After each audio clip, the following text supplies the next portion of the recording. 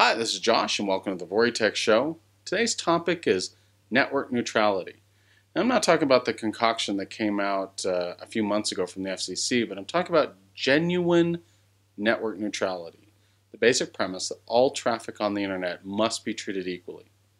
Now, one of the great things about the internet is the fact that it allowed the average person to become entrepreneurs, to become reporters, to become authors, to basically become whatever they want and produce the content they want in a relatively affordable fashion. Before, a lot of these concepts just simply wasn't available before the internet. And one of the threats to that openness and one of the threats to the very premise of the internet is the lack of net neutrality. Easiest way to drive this home is streaming services. I want you to think about for a moment Hulu, Netflix, Amazon Prime, all these great services that allow you access to your TV shows from a different source than traditional TV. Ironically, though, a huge portion of the ISPs out there are traditional television companies. So a lot of people have started to cut the cord. That means, get rid of the video portion of their service. Just get the internet from their cable company. And a lot of cable companies have seen this as a threat.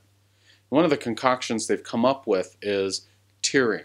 The ability to say, this traffic is going to cost this much and this traffic is going to cost this much. Basically taking the flat openness of the internet and tiering it into a system of cheap services to more expensive services.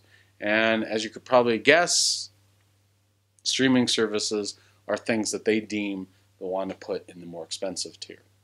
Now, to kind of think about this, imagine paying $7.99 a month for Hulu Plus. What the idea is that if you only had basic internet service from one of these cable providers, they would block your access to Hulu. So in order to get access, they could say charge $20 a month to get to a streaming tier or a streaming package that allows you to access those streaming services. So if they charge you $20 a month and you're paying $7.99 to get to Hulu, they could theoretically say, okay, well, I'm going to only charge you $19.99 for our video service, making it cheaper to access their cable providing over something like Hulu. And to me, that's hugely anti-competitive. It's extremely dangerous and extremely slimy in my mind, because they're saying, look, these guys are producing a better service, and the only way we can compete is by basically playing games.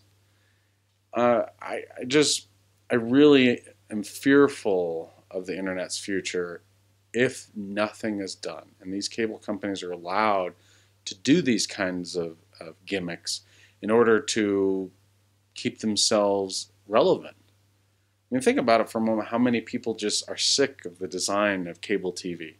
I don't like it. I mean, I don't want to subscribe to a bunch of channels to get the one channel I want. Or even worse, to have to subscribe to a channel where I only want one program out of the entire set of programs they offer. Cable, I think, recognizes that this model is broken, but instead of being competitive and changing their model, they want to basically find ways to block you from accessing those competitors. Now, somebody who stops and says, "Wait a minute, that's also anti-capitalism." Well, the problem with looking at it from that way is capitalism can only exist if there are good rules that protect capitalism. And to me, the internet is a vehicle for capitalism. And in many areas, there already are situations where cable companies have a monopoly on the internet services in a particular area.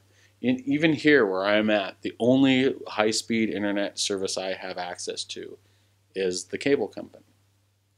So the trouble becomes that if you're going to allow companies to have these long-standing monopolies, you have to then treat them like a utility.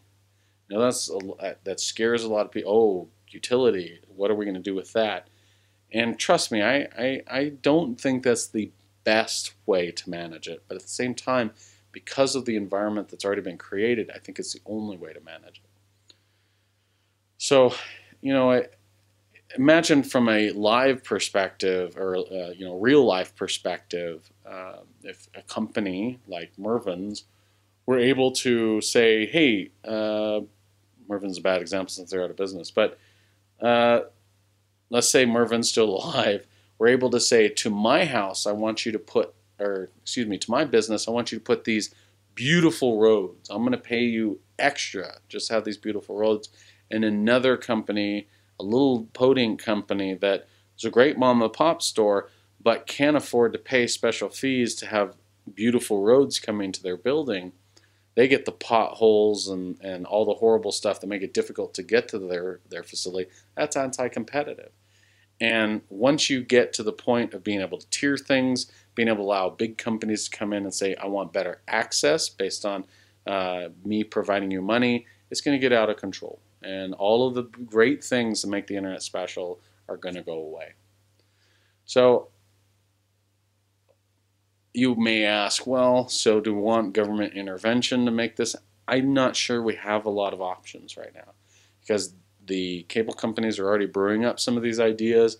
It could become a problem. I don't know. It's a difficult situation. If there were a way to get companies to promise that they weren't going to go down these ugly paths, if we can get some kind of pledge to maintain net neutrality, that'd be great.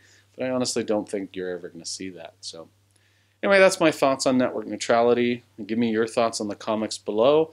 Also, if you like what you see and if you'd like more of these type of videos, just subscribe to the channel.